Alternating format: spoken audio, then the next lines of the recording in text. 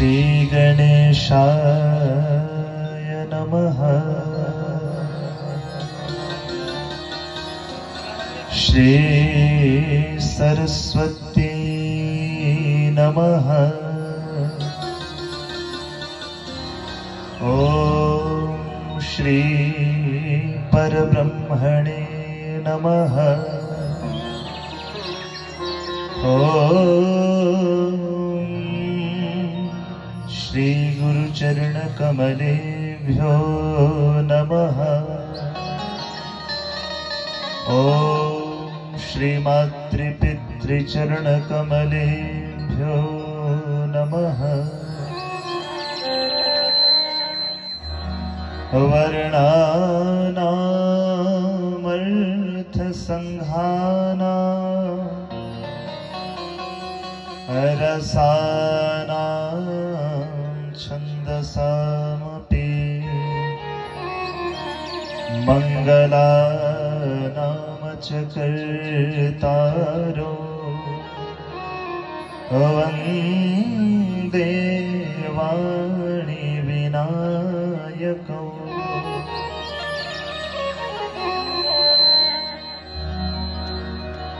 अज्ञानातिमिरन्धस्य ज्ञानाञ्जनशलाकया चक्षुः उन्मीलितं येन तस्मै श्री गुरुवे नमः। वर्षि विभूषितकरा नवनीरदाभा पीताम्बरा तरुणबिम्बफलाधरोष्ठा पूर्णेन्दु सुन्दरमुखादरविन्दनेत्रा कृष्णात् परं किमपि तत्त्वम् अहं न जाने।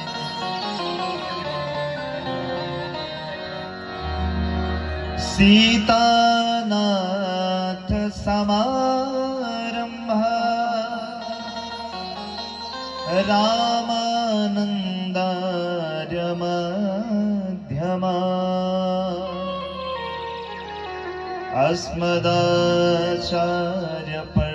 अस्मदाचार्यपर्यन्तं वन्दे गुरुपरम्परा।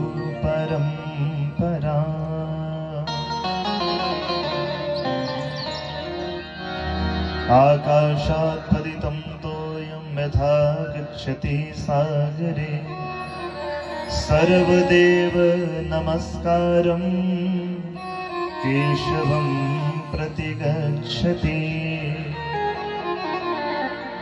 श्री राधे मेरी स्वामिनी मैं राधे जो को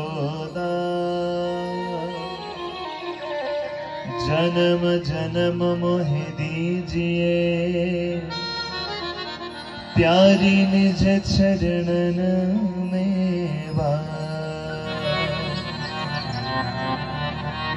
वरजलता तरु बैठ के पल भर करूं विश्राम ब्रजरज मुख में डार के सब बोलो श्री राधे श्याम। सब बोलो श्री राधे श्याम।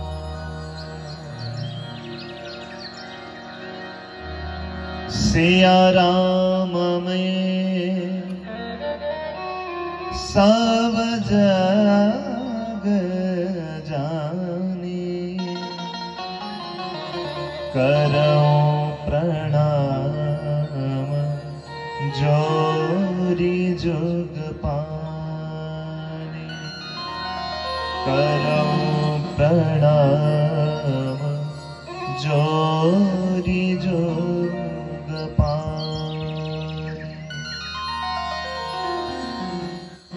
श्री बालकृष्ण लाल की जय। श्रीमद् भागवत महापुराण की जय। श्री सद्गुरुदेव भगवान की जय। श्री सत्य सनातन धर्म की जय। श्री राम भगवान की जय। श्री ग्राम देव भगवान की जय। श्री प्रधान देव भगवान की जय। श्री स्थान देव भगवान की जय। अपने अपने माता पिता की जय। जय जय श्री राम, जय जय श्री राम, जय जय श्री राधे श्याम।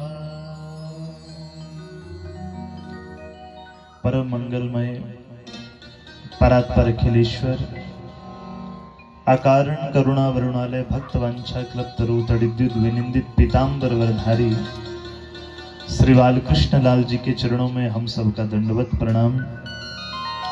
परम पूज्य प्रातः स्मरणीय श्री सद्गुरुदेव भगवान के श्री चरणों में कोटिशः नमन।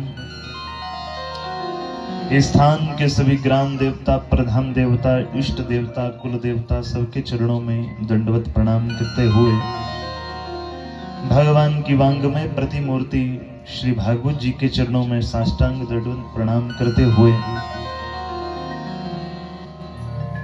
आज की इस कथा के मुख्य यजमान हमारे ठाकुर साहब श्री सुरेंद्र ठाकुर जी, उनका सारा परिवार, सभी ग्रामवासी, सभी सहयोगी जन, हमारे साथ उपस्थित सभी विद्वत वर्ग, सभी ब्राह्मण देवताओं के चरणों में कोटिशः नमन।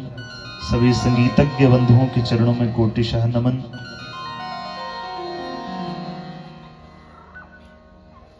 सर्वप्रथम तो बहुत बहुत बधाई आप सबको भगवान के इस पावन चरित्र को सुनने की। प्रेम से बोलो जय श्री राधे, जोर से बोलिए। सबसे पहले तो आप सबको बहुत बहुत बधाई, क्योंकि भगवान की बड़ी कृपा हुई है। अनेक अनेक ग्रंथों का हम श्रवण करते हैं, अनेक अनेक ग्रंथों को हम पढ़ते हैं, तो एक ही चीज हर जगह पढ़ने और सुनने को मिलती है। तुलसीदास जी ने भी उसी बात को लिखा श्री रामचरितमानस में। तुलसीदास जी लिखते हैं कि बिनु सत्संग विवेक न होई, और राम कृपा बिनु सुलभ न सोई। भगवान का सत्संग जब तक जीव को न मिले तब तक जीव को ज्ञान की प्राप्ति होने वाली नहीं है। ये अकाट्य सत्य है। परंतु ये सत्संग भी बिना भगवान की कृपा के मिलने वाला नहीं है। आज आप अपने गांव में ही नजर उठाकर देखें तो ना जाने कितने ऐसे लोग होंगे जिनके पास खूब सामर्थ्य है, भगवान ने खूब अन्न धन सब दिया है, परंतु अन्न धन पर्याप्त मिलने के बाद भी भगवान का नाम लेने का हुक्म सबको नहीं होता। बोलो जय श्री राधे। भागवत जी के महात्म्य में ही एक श्लोक आता है। हरे कृष्ण। भागवत जी के महात्म्य में ही एक श्लोक आता है जिसमें लिखा गया कि भाग्योदेन बहुजन्म समर्जितेन सत्संगमं च लभते पुरुषो यदा वै। ये ठाकुर साहब एक जन्म का फल नहीं है, लिखा भाग्योदेन बहुजन्म समर्जितेन। न जाने कितने जन्मों के हमारे भाग्य का उदय हुआ, न जाने कितने जन्मों के हमारे शुभ कर्म आज एकत्रित हो गए, इकट्ठे हो गए कि जिन शुभ कर्मों के बदले में हमें भगवान की कथा सुनने का अवसर मिला है। अक्सर मैं कथाओं में कहता हूं कि जो लोग भगवान से प्रेम करते हैं, जो भक्त भगवान से प्रेम करते हैं, भगवान उनको सब कुछ देते हैं। अन्न धन ऐश्वर्य प्रत्येक वस्तु देते हैं। किसको? जो भगवान से प्रेम करते हैं। परंतु भगवान जिनसे प्रेम करते हैं, भगवान उनको अपनी कथा देकर नौनिहाल कर देते हैं। गुरु जय श्री राम। सर्वप्रथम तो आज कथा का प्रथम दिवस है। पहले दिन तो इंट्रोडक्शन सेशन रहता है, कुछ आप हमें जानने की कोशिश करते हैं, कुछ हम आपको जानने के प्रयास करते हैं। पहले दिन की कथा में प्रवेश करें उससे पूर्व आइए कुछ समय के लिए अपने मन को भगवान के श्री चरणों में लगाएं और भगवान से एक ही प्रार्थना करें, प्रभु आपने कृपा तो बड़ी की कि अपनी कथा हम सबको प्रदान की है, परंतु एक और कृपा करिएगा कि जितना समय कथा में बैठे हमारा ध्यान मात्र आपके चरणों में ही रहना चाहिए। कथा में बैठकर दो चीजें बड़ी परेशान करती हैं। कौन कौन सी?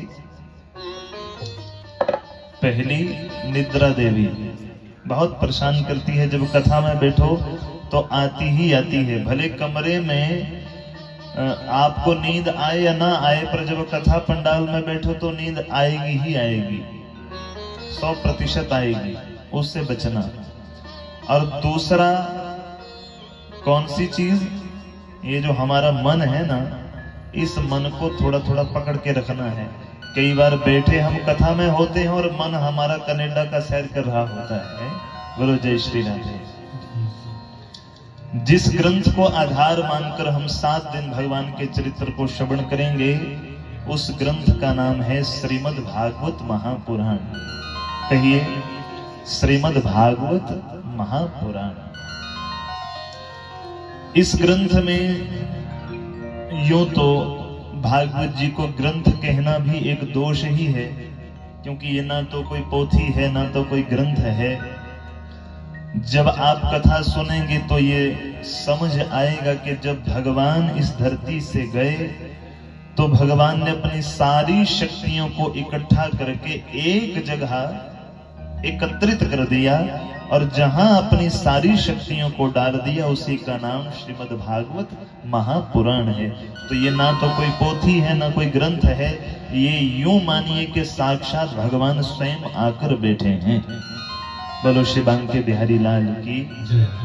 आइए अपने मन को एकाग्र करते हुए कुछ समय के लिए भगवत नाम आश्रय लें, आज की कथा में प्रवेश करें और साथ ही बहुत बहुत स्वागत हमारी कथा में।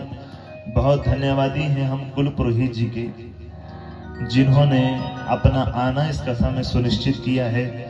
क्योंकि भक्तजनों, भले जितना मर्जी बड़ा आयोजन कर लो, परंतु जिस आयोजन में कुल गुरु और कुल देवता का आवाहन पूजन नहीं होता, वो बड़े से बड़ा आयोजन भी भगवान को कभी भी कबूल नहीं होता है। बोलो बांके बिहारी लाल की जय। आइए कुछ समय के लिए भगवत नाम का आश्रय लें। भगवान का वही दिव्य महामंत्र, जिस महामंत्र का आश्रय लेकर न जाने कितने भक्तजन भगवान के श्री चरणों तक पहुंचे हैं, उसी महामंत्र का आश्रय लेकर हम सब कथा में प्रवेश करें। हरे रामा हरे रामा राम रामा हरे हरे, हरे कृष्णा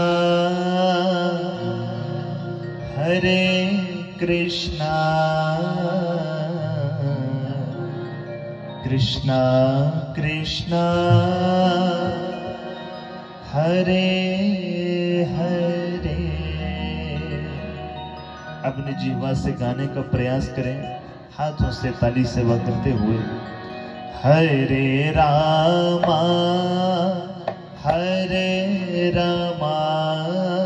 राम रामा हरे हरे, हरे रामा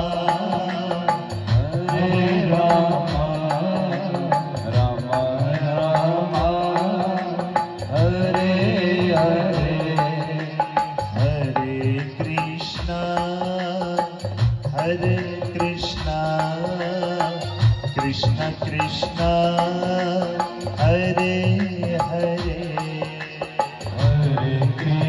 कृष्णा हरे कृष्णा कृष्णा कृष्णा हरे हरे हरे रामा राम रामा हरे हरे हरे रामा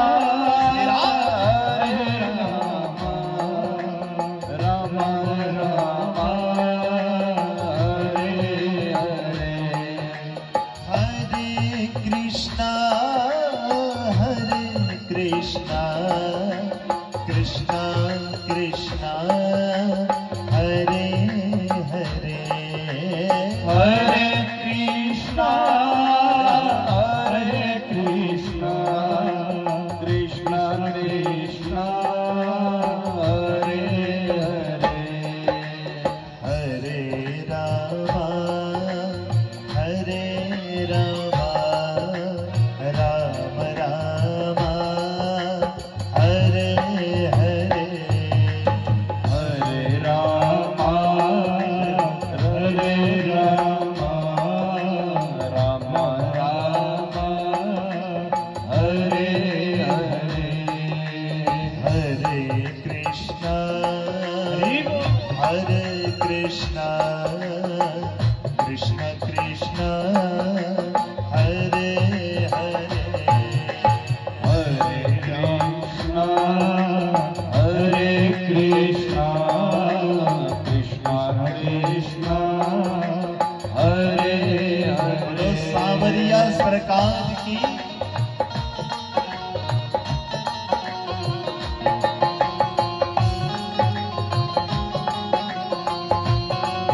श्री राम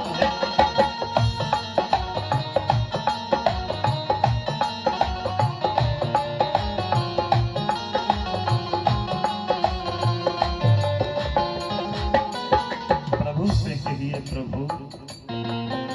बड़ा ही सुंदर भाव लिखा एक भक्त ने। भक्त कहता है प्रभु ना मैं सोनी ना गुण पल्ले कादा मान करे सा कादा मान करे सा कादा मान करे सा ना मैं सोनी ना गुण पल्ले कादा मान करे सा कादा मान करे सा कादा मान करे सा चारों पासे चिक्कड़ परया केड़ा मलमल धोसा केड़ा मलमल डोसा केड़ा मलमल डोसा साबण थोड़ा मैल कनेरी अब थोड़ा मैल करेरी साबण थोड़ा मैल कनेरी सावन थोड़ा मैल करेरी कल्ली बेबे रुसा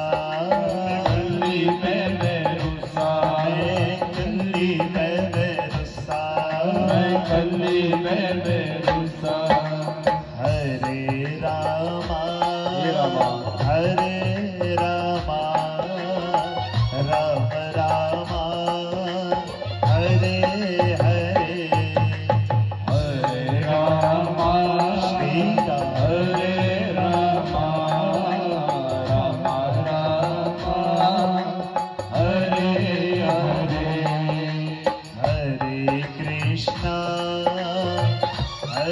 कृष्णा कृष्ण कृष्ण हरे हरे हरे कृष्णा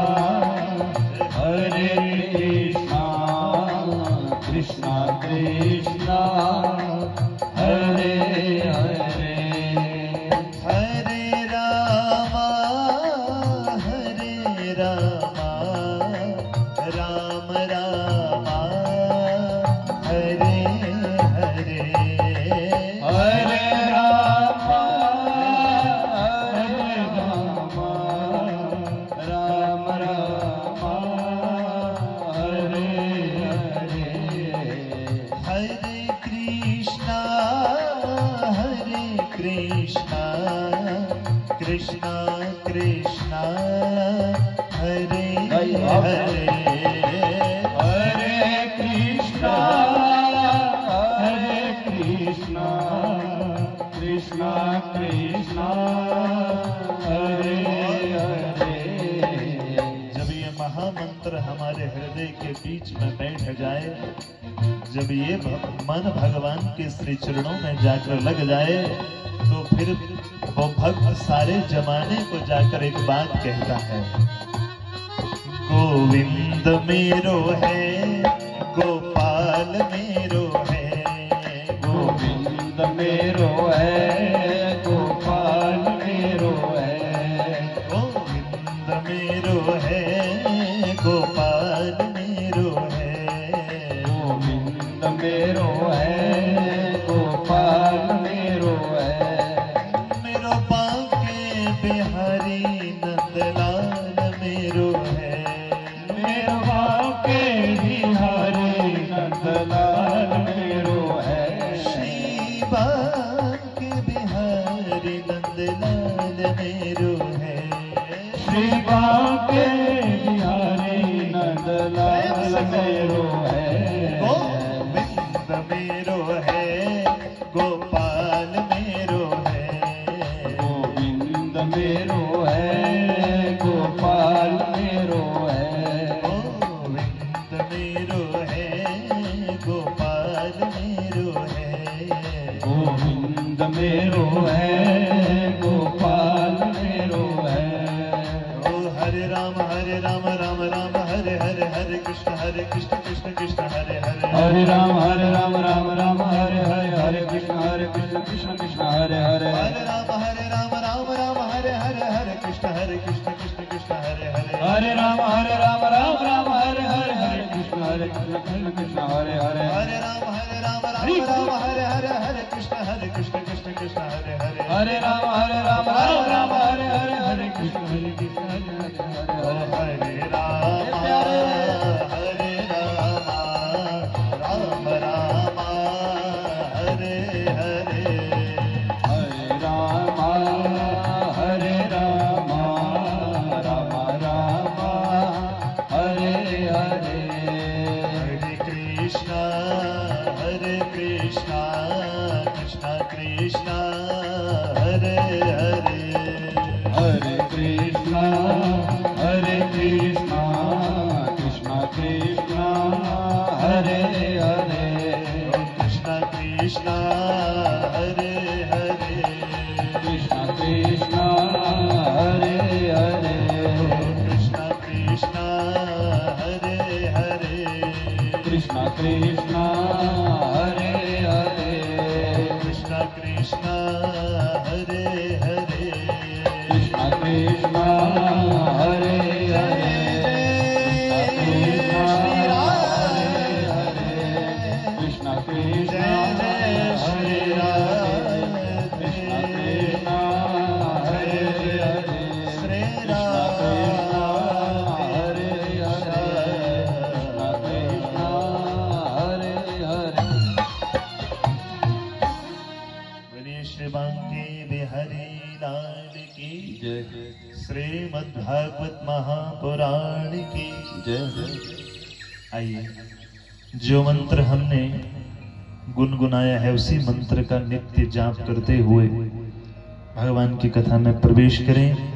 खाली कथा में नहीं बैठना होता है, कुछ ना कुछ मंत्र, ओम नमो भगवते वासुदेवाय, कृष्णा कृष्णा रामा रामा राधे राधे, कुछ भी कहते रहिए, परंतु अपने मन को उस मंत्र से जोड़कर कथा में बैठना चाहिए।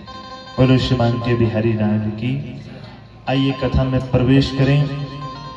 कथा के प्रवेश पूर्व महात्म्य के प्रथम मंत्र का हम सब मिलजुल के पाठ करें। सब लोग अपने सर को ढक लें और सीधे होकर बैठें। आइए, जो मैं कहता जाऊं साथ में आप इस मंत्र का उच्चारण करते जाइएगा।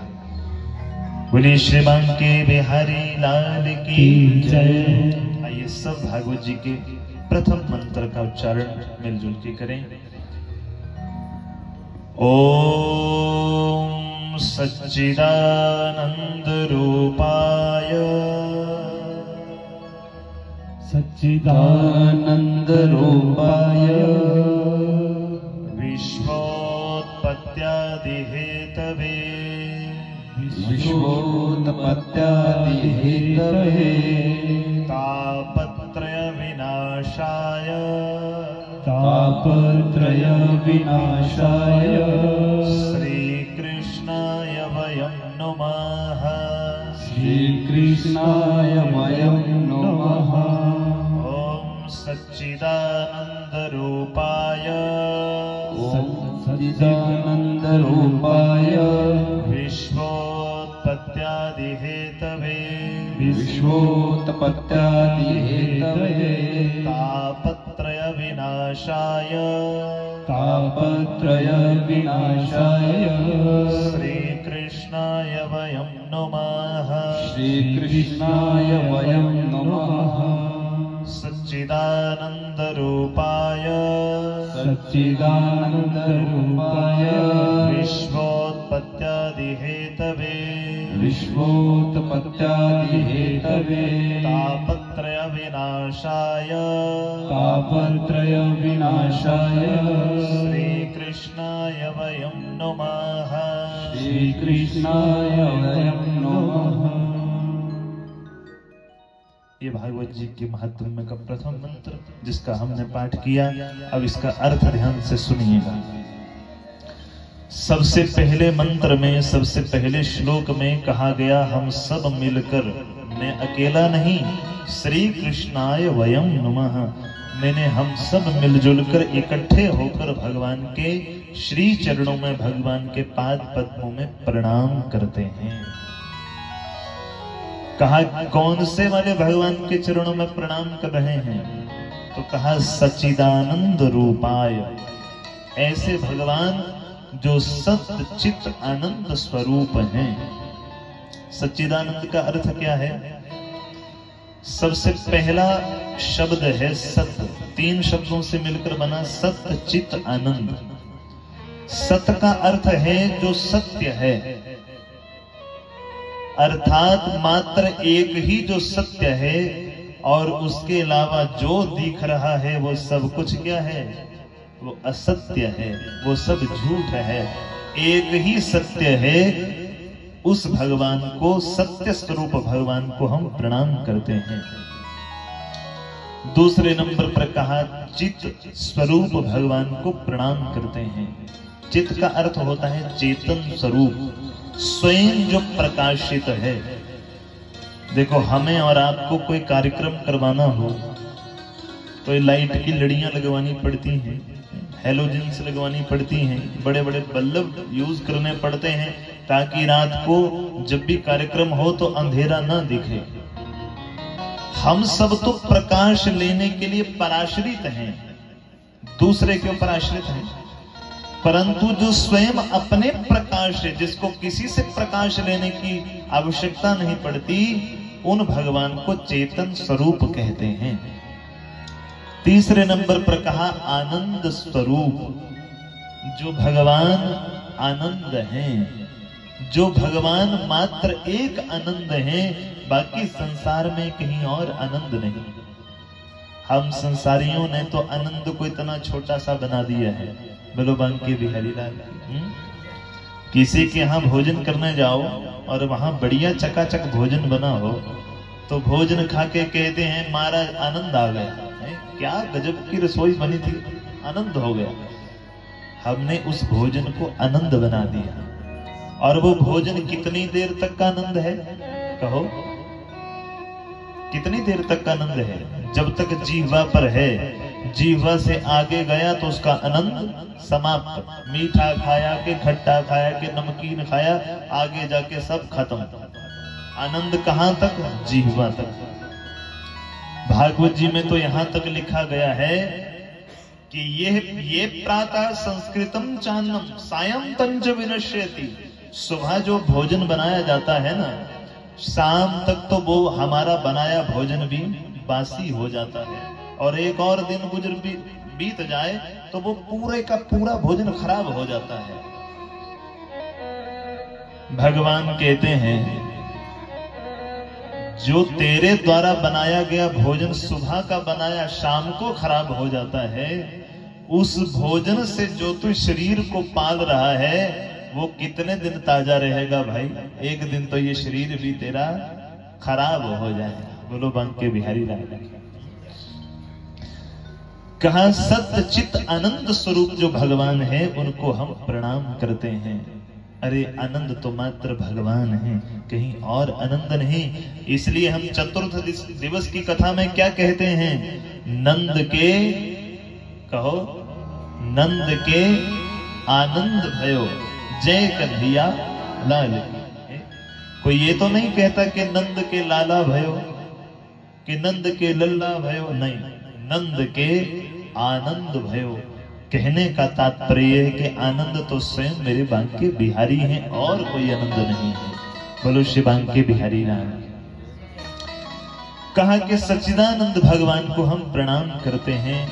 और इतना ही नहीं, विश्वोत्पत्त्यादि हेतवे, जिन्होंने संसार को बनाया और बनाकर जो स्वयं पालन करते हैं, और जब उनकी कहीं भृगुटी टेढ़ी हो जाए तो 1 मिनट में सारा संसार प्रलय हो जाता है, उन भगवान को हम प्रणाम करते हैं। और वो कैसे हैं? कहा तापत्रय विनाशाय, जो तीनों प्रकार के तापों को दूर करने वाले हैं। कौन कौन से? आदि दैविक, आदि भौतिक, आध्यात्मिक।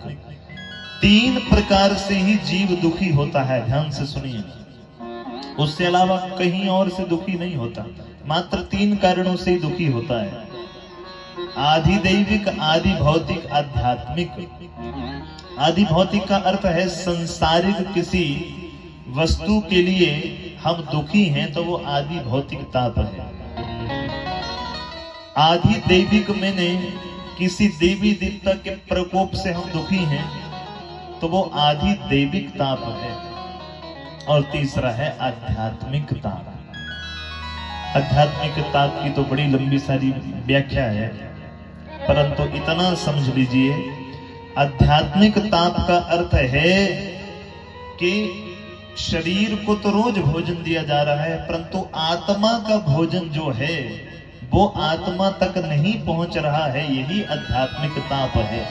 इन तीनों ही कारणों से जीव दुखी होता है और कोई दुख नहीं होता। तो कहा जिनका नाम इन तीनों ही तापों को दूर करने वाला है, उन भगवान के पाद पद्मों में हम प्रणाम करते हैं। बोलिए श्री सच्चिदानंद भगवान की जय। हमारे भागवत जी की एक विशेषता है, भागवत जी के महात्म्य के पहले मंत्र में भी भगवान को प्रणाम किया गया है, और लास्ट दिन हम सब मिलके अंतिम श्लोक का पाठ करेंगे, उसमें भी भगवान को प्रणाम किया गया है। अर्थ कहने का यह है सीधा और स्पष्ट कि भागवत जी में कहा गया कि हमें हमारे बड़ों को प्रणाम करना चाहिए। क्या करना चाहिए? प्रणाम करना चाहिए। और प्रणाम करने से फायदा क्या होगा? तो शास्त्र कहता है कि अभिवादनशीलस्य नित्यं वृद्धोपसेविनः चत्वारि तस्य वर्धन्ते आयुर्विद्या यशो बलम। 4 चीजें बड़ों को प्रणाम करने से बढ़ती हैं। कौन कौन सी? पहली आयु, दूसरी विद्या, तीसरी यश और चौथा बल। और सच पूछो तो आज हमारे समाज में 4 चीजों की कमी है। 4 ही चीजों की कमी है। आयु का हिसाब नहीं, 20-20 वर्ष के बच्चे चले गए, आयु नहीं। विद्या का कोई पता नहीं। शास्त्र कहता है सा विद्या या विमुक्त है। विद्या कौन है? विद्या उसे कहते हैं जो हमें मुक्ति का साधन बताए। हमारे बच्चे पढ़ तो पीएचडी गए, परंतु घर में कोई आ जाए तो किसी के पैर छू के राजी नहीं है, तो बताओ क्या उसको विद्या कहते हैं? कहिए, क्या वो विद्या है?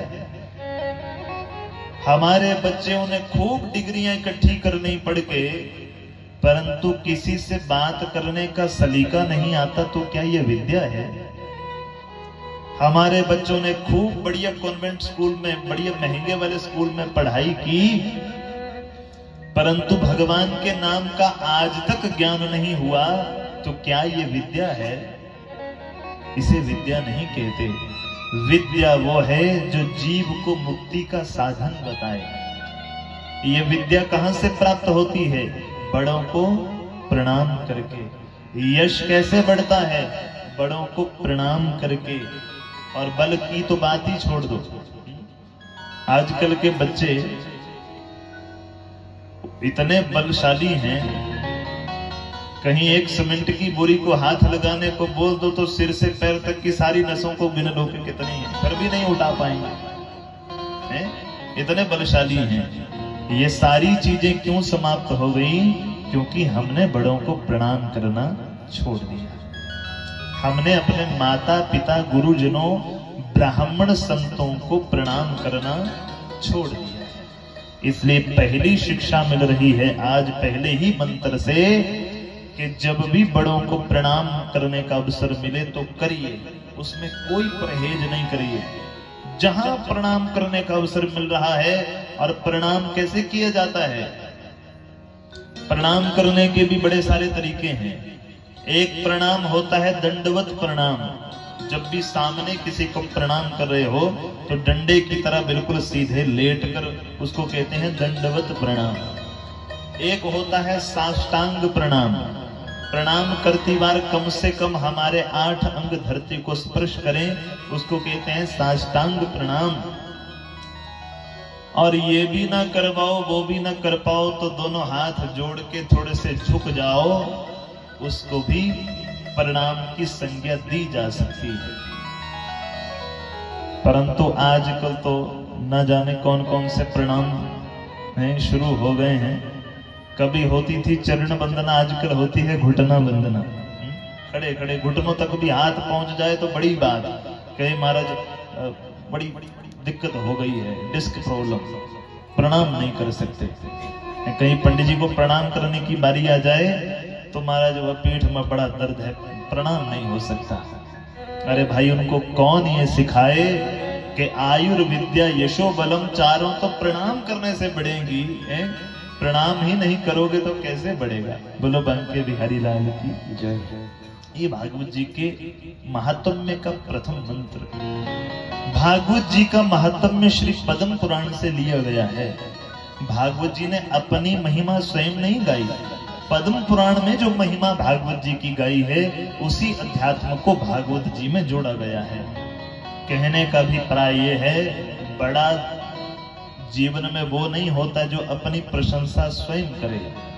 जिसकी प्रशंसा सारा संसार करे, असल में वो बड़ा होता है। और कोई ऐसा ग्रंथ नहीं है जिसमें भागवत जी की वंदना न गाई गई हो। ये इतना पतित पावन ग्रंथ है, ये इतनी पतित पावनी कथा है। अच्छा, आज से पहले आप में से कितने लोग ऐसे हैं जिन्होंने भागवत जी की कथा सुनी है? जरा हाथ उठाओ, सीधे हाथ उठा दो। वाह, इसका मतलब कि सबने सुनी है। और कितने लोग ऐसे हैं जिन्होंने कम से कम कोई 10 बार सुनी होगी? चलो, हमारी माता जी हैं और हमारे पीछे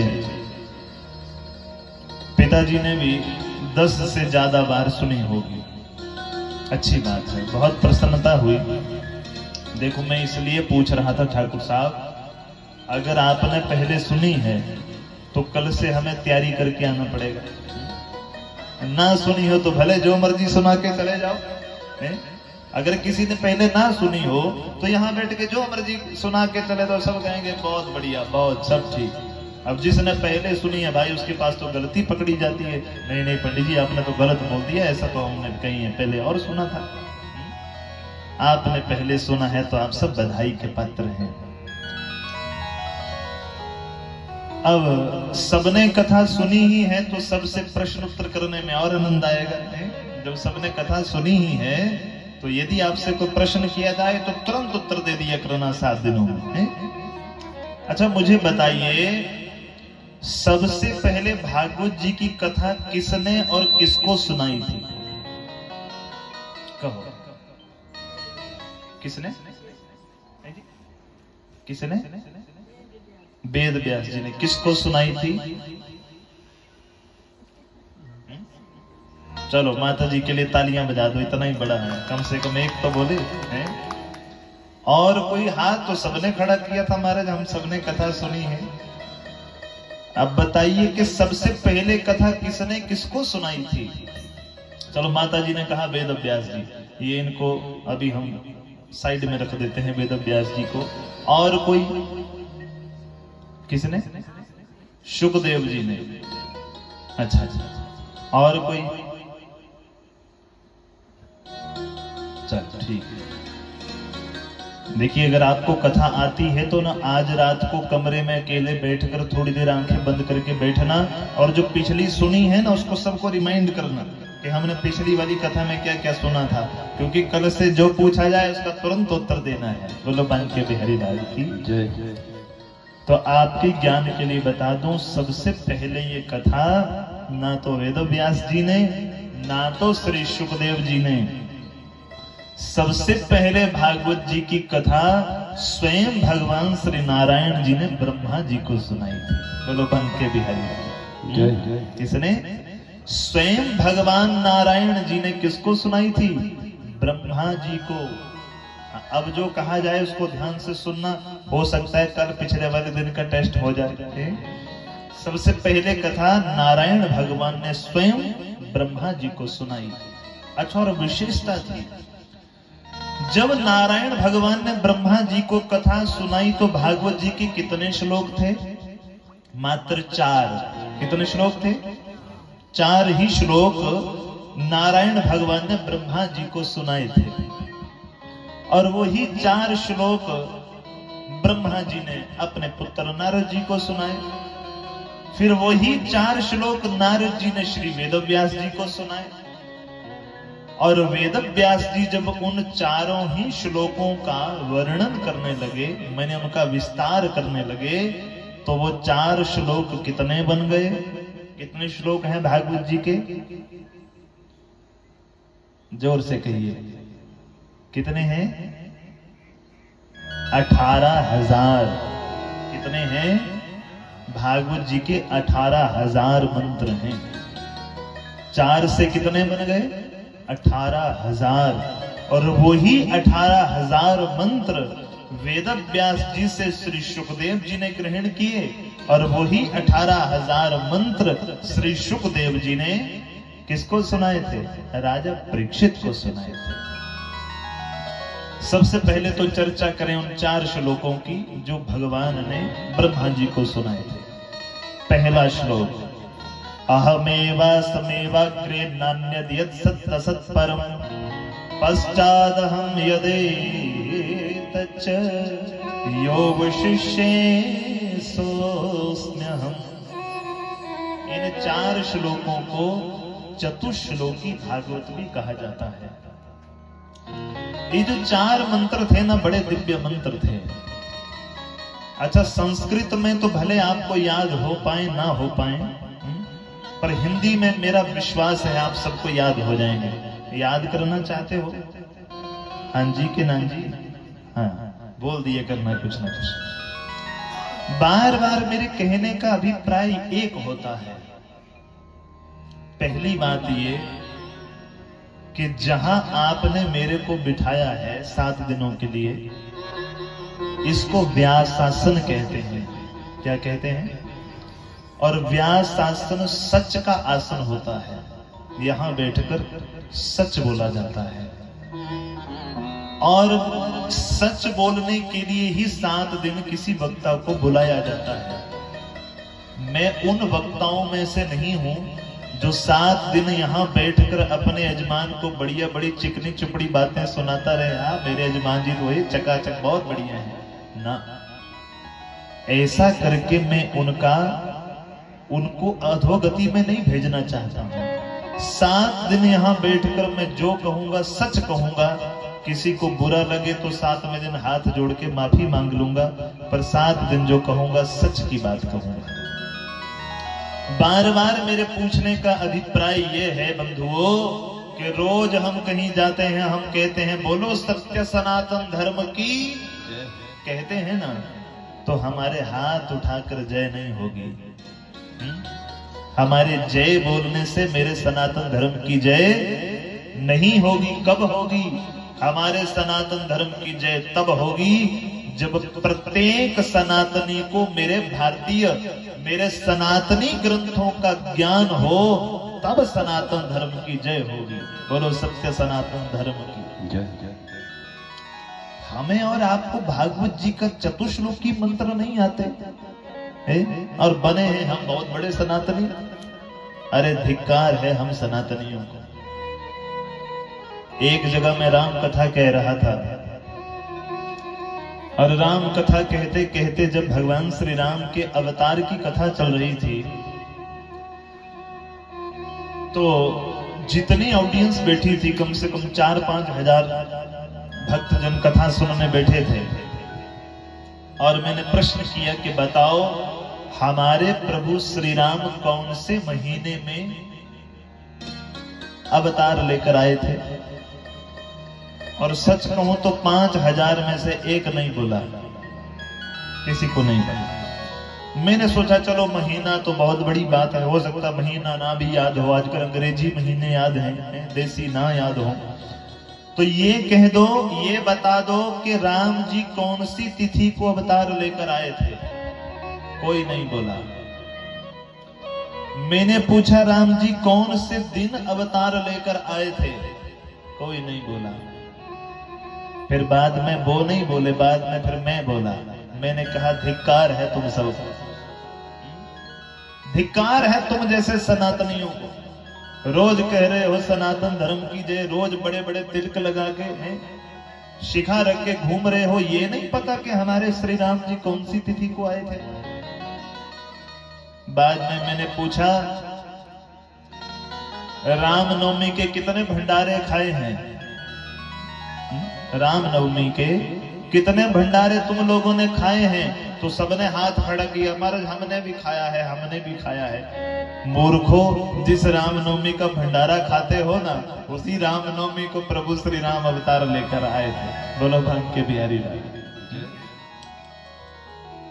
मेरे कहने का अभिप्राय ये है मेरी माताओं कि जब तक हमको हमारे ग्रंथों का पता नहीं होगा, देखो छोटी सी बात है कि भागवत जी में कितने मंत्र हैं, और ये पूछने पर यदि सबके मुख बंद है तो समझिए कि हमें सनातनी कहलाने का कोई अधिकार नहीं।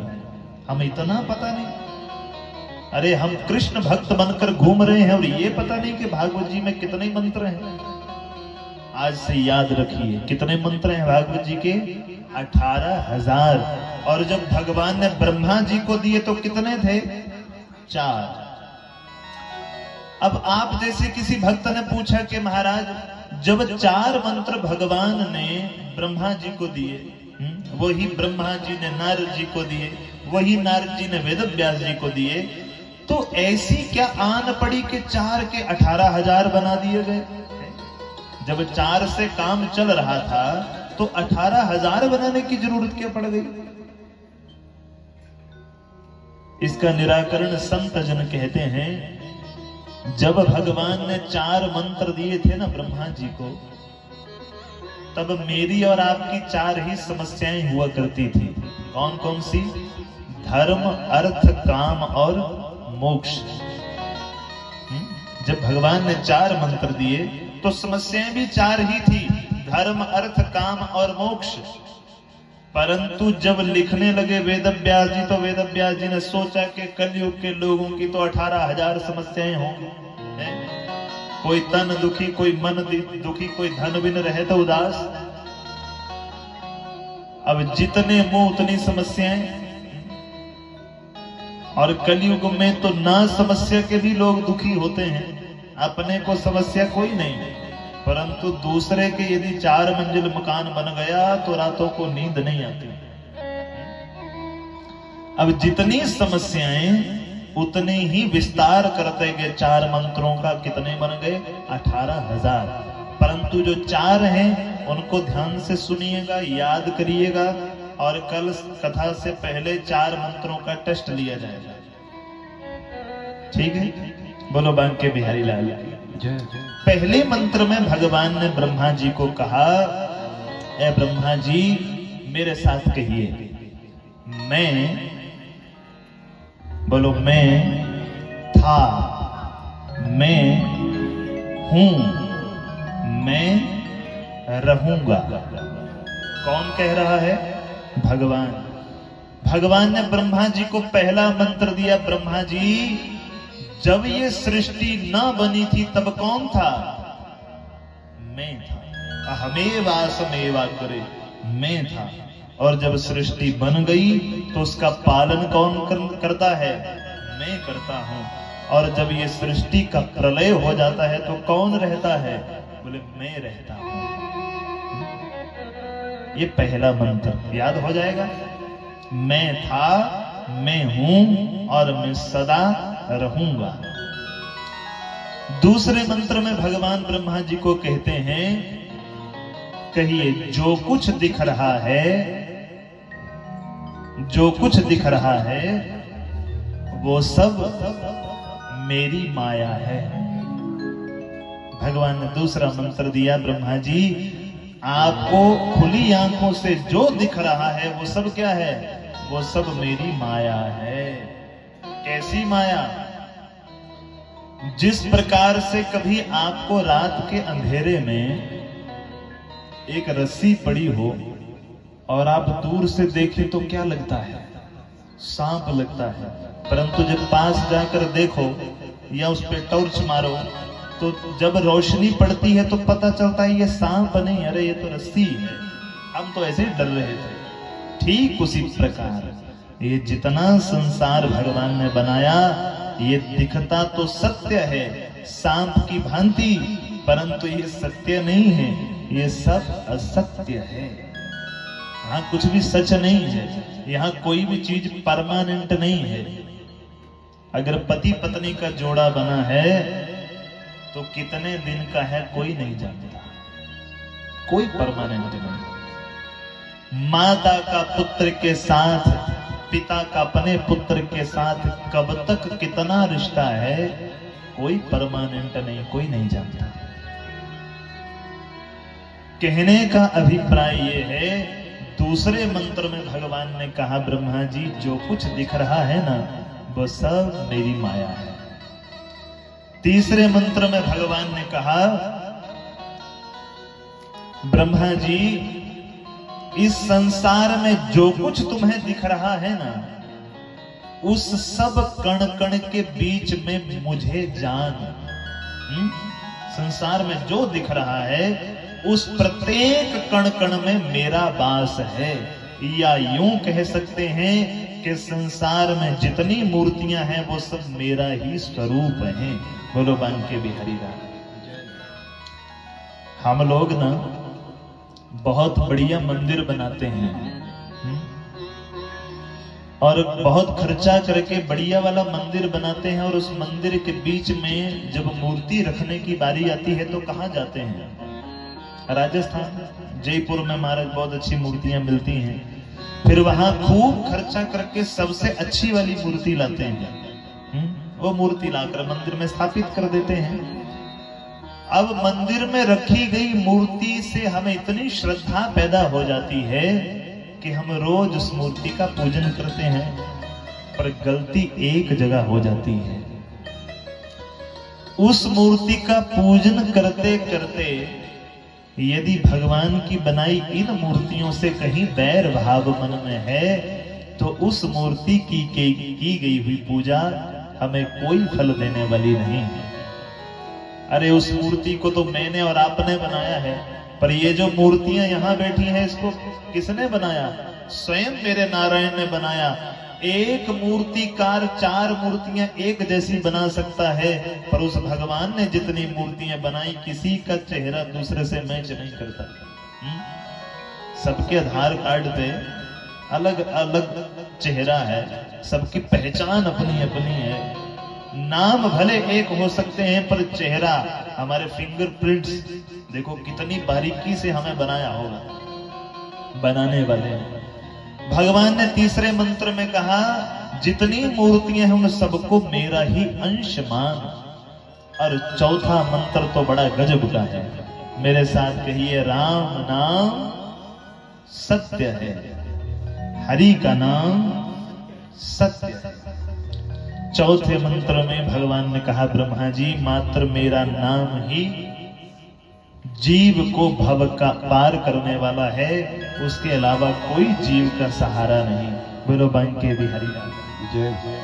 ये चार ही मंत्र भगवान ने ब्रह्मा जी को दिए, वही चार मंत्र ब्रह्मा जी ने श्री नारद जी को दिए, और नारद जी ने यही चारों मंत्र कल परसों आप कथा में सुनेंगे कि वेद व्यास जी को दिए।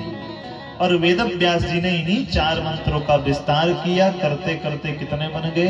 18,000 मंत्र बन गए। बोलो बांके बिहारी लाल। आज कितने बजे तक कथा चलेगी? आप कितने बजे तक बैठेंगे? क्या समय हुआ आपकी घड़ी में? कितने? 4:45। हमारे पास तो 4:45 हो रहे थे, तब पूछा कि 4:45 हो गए हैं, आप कितनी देर तक बैठेंगे? 5 बजे तक के 6 बजे तक के 7 बजे तक के 8 बजे तक? 5 बजे तक चलेगा? 5 बजे तक? बोलो बांके बिहारी लाल की जय। देखो एक समय था, देखो विलंब हुआ है उसमें मेरी गलती कोई नहीं है। मैंने आते ही कह दिया था ठाकुर साहब मैं 10:30 बजे भराड़ी पहुंच गया था, क्योंकि मैंने समय दिया था 10:30, तो ठीक 10:30 बजे मैं भराड़ी स्टेशन पे पहुंच गया था। और उसके बाद जो विलंब हुआ उसका ठाकुर जी मुझे कोई उसका दंड न दे। जिसने इस कार्यक्रम को पहले दिन विलंब करवाया है ठाकुर जी उन सबको दंड दे। बोलो बांके बिहारी लाल। देखिए हमारा ध्येय ये रहता है कि पहले दिन की कथा भी 3 घंटे की होनी चाहिए। हमारा ये कभी ध्येय नहीं रहता कि पहले दिन आधा घंटा कथा करोगे 15 मिनट, चलो जी आज तो पहला दिन ही है कोई गल नहीं। क्यों? जब 7 दिन की कथा कही तो पहले दिन भी 3 घंटा ही कथा होनी चाहिए। परंतु जो विलंब हुआ, चलो जो हुआ सो हुआ, जो बीत गई उसे बिसारिए, अगली सुधारिए। ठाकुर जी के परिवार से निवेदन रहेगा कल से समय का विशेष ध्यान रखें। देखो मैं रास्ते में आ रहा था, हमारे आचार्यगण मेरे साथ थे, तो मैंने इनको कहा कि हम जिनके घर में जा रहे हैं वो आर्मी ऑफिसर हैं। आर्मी नहीं है? हाँ। तो मैंने कहा कि भाई साहब वो आर्मी वाले हैं, और आर्मी वाले तो टाइम के पंक्चुअल होते हैं। बोल दिया था एक बार 9 तो 9। हमने काफी कथाएं की, जो हमारे भैया आर्मी में अपनी सेवाएं दे रहे हैं। एक बार उनको बोल दिया कि महाराज 10:30 बजे रिसीविंग, तो 10:30 से 10:35 नहीं हो सकते हैं। बड़ी बार मैंने फेस किया है, इसी चक्कर में तो मैं सुबह ही दौड़ा चला आया। आगे महाराज कहीं बोलते पंडित जी 10:30 के 10:35 हो गए, कैसे हो गए? इस चक्कर में हम टाइम के, और आगे पता चला कि फौजी साहब तो 10:30 बजे तो अभी तक तैयार नहीं हुआ है परिवार। आज हो गया सो हो गया। मैंने पहले कहा कि जो गलतियां होंगी उनको मैं यहीं से ही कह दिया करूंगा स्पष्ट रूप से।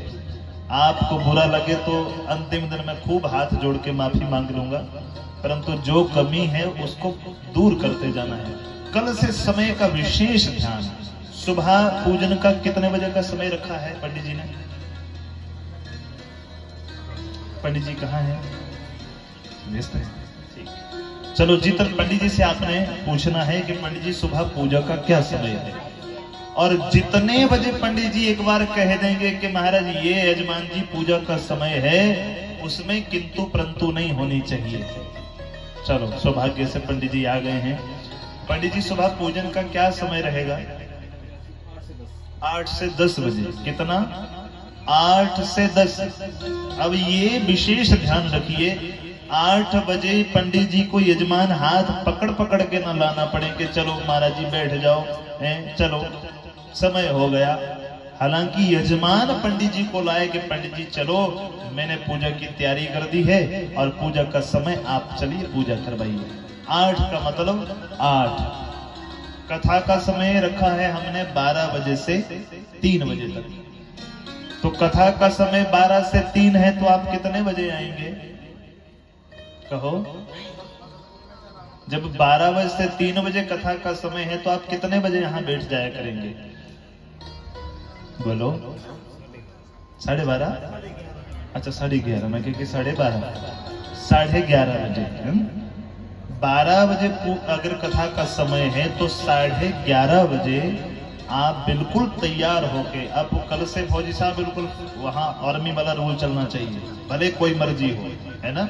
11:30 तो 11:30 बजे आप लोग यहाँ होने चाहिए, ताकि ठीक 12 बजे कथा प्रारंभ हो और ठीक 3 सवा 3 बजे आरती हो जाए। बोलो बांके बिहारी लाल की। ये 4 मंत्रों को हम सबने श्रवण किया। पहले दिन की कथा तो बहुत लंबी है, और जितनी पहले दिन की कथा है उसको हम पहले दिन में ही सुनाते हैं। हमें आज का काम कल पर छोड़ने की आदत नहीं है। अब क्या करें, पहले बहुत विलंब हो गया है।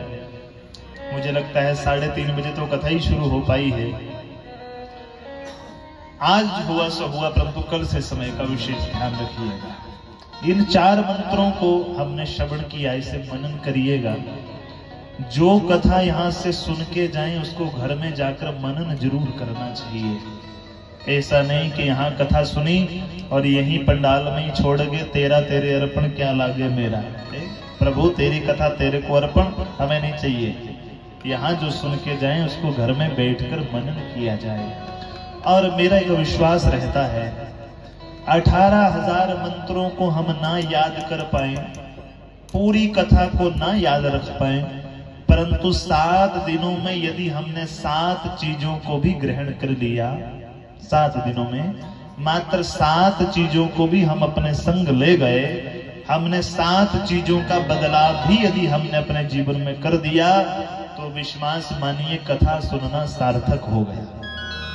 7 दिनों में 7 अच्छी चीजों को धारण करना और 7 दिनों में अपनी 7 बुराइयों को सदा सर्वदा के लिए छोड़ देना, यही कथा का मुख्य अभिप्राय है। बोलो बांके बिहारी लाल। और छोड़ना क्या है? जो अपनी बुराई हो।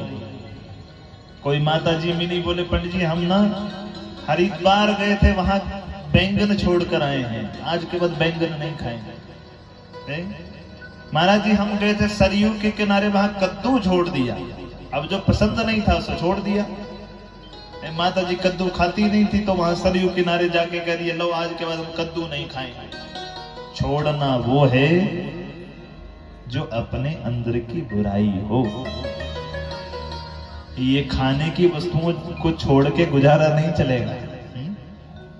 मैं तो ये कह देता हूं स्पष्ट रूप से, और ऐसा भागवत जी के महात्म्य में लिखा भी है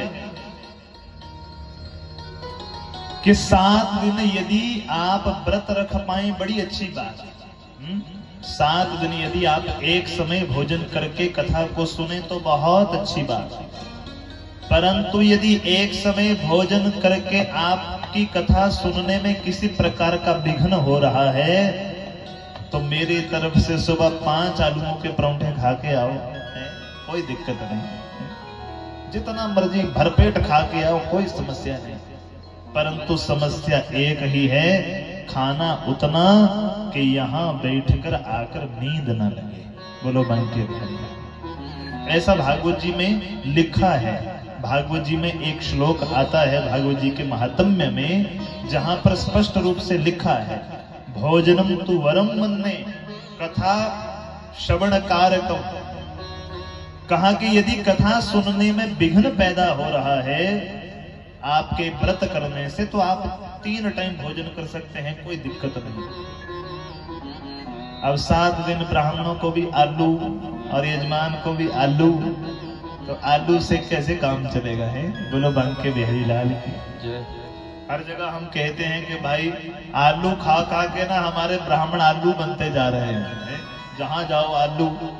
और ये आलू की विशेषता ये है, हमने अन्य राज्यों में भी जाकर कथाएं की, हमने सोचा महाराज यहाँ आलू नहीं मिलेगा, सोचा क्या पता हमारे हिमाचल में ट्रेंड हो। और ये आलू ऐसी चीज है, ये ब्राह्मणों के लिए ऐसी लिखी गई है ना ग्रंथों में, ना जाने किसने लिखा, मैंने तो किसी ग्रंथ में पढ़ा नहीं, ना जाने किसने ये परिपाटी चलाई आलू खाने की। उनको तो हाथ फोड़ के नमस्कार, जहां जाओ आलू। अब हमारे यजमान बेचारे, अब सोचो, विचार करिए कि किसी को बेचारे को शुगर है, डायबिटीज है, और उस यजमान को हम कहें देखो तुम 7 दिन व्रत करोगे और हमारे साथ क्या खाओगे, आलू। तो बताओ 7 दिन में क्या हालत हो जाएगी, क्या हालत होगी। स्पष्ट रूप से लिखा है कि यदि कथा सुनने में विघ्न पैदा हो रहा है, भूखे पेट, तो खूब भोजन करके आओ, कोई दिक्कत नहीं है। परंतु जब आप एक बार यहां आकर बैठ जाएं, तो आपको यहां बैठकर नींद नहीं लगनी चाहिए। बस ये कर्म हम सबको अवश्य ध्यान में रखना है। बोलो बांके बिहारी लाल की जय। समय का अभाव है, आज की कथा को भी हम कल श्रवण करेंगे, क्योंकि भागवत जी के महात्म्य में कुछ ऐसी कथाएं हैं जिन कथाओं को सुनना बड़ा आवश्यक है। भागवत जी के महात्म्य में ही भागवत जी को कैसे सुनना चाहिए, क्या वक्ता के लक्षण हैं, क्या श्रोता के लक्षण हैं, कैसे कथा करवानी चाहिए, ये सारा भागवत जी के महात्म्य में लिखा गया है। तो उसी अनुसार हम नित्य प्रति 7 दिन की कथा को सुनेंगे, और इसमें किसी प्रकार का कोई ऐसा कर्म हमारे द्वारा ना हो जिसमें हमारे यज्ञ में किसी प्रकार का विघ्न हो। बोलिए शिवांके बिहारी राग की जय। आइए आज की कथा को ही ठाकुर जी के चरणों में अर्पण करते हुए भगवान के श्री चरणों में भगवान की आरती करते हैं, और कल समय से आप लोग कथा में आए ताकि पूरी कथा को पूरा दिन सुना जा सके। बोलो शिवांके बिहारी लाल की जय। आइए सब लोग खड़े होकर भगवान की आरती करें।